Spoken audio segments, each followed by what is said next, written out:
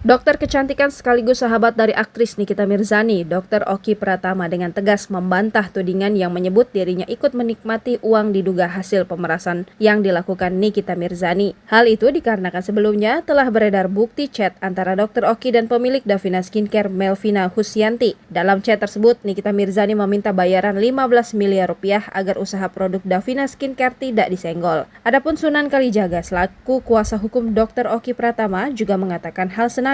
Menurutnya, sang klien sudah bersumpah tidak pernah menerima uang sepeser pun dari Nikita Mirzani. Kepada pengacaranya, Dr. Oki Pratama mengatakan bahwa harta yang dia punya saat ini lebih dari cukup hingga dia tak perlu menerima uang dari siapapun. Bang, tidak ada 1 rupiah pun yang saya terima dari apapun persoalan hukum saat ini. Saya punya 70 outlet klinik kecantikan. Saya sudah lebih dari cukup, Bang. Ucap Sunan menyambung menirukan perkataan Dr. Oki. Sunan Kalijaga juga menegaskan bahwa Dr. Oki Pratama hanya berniat menjembatani komunikasi antara owner skincare dengan Nikita Mirzani.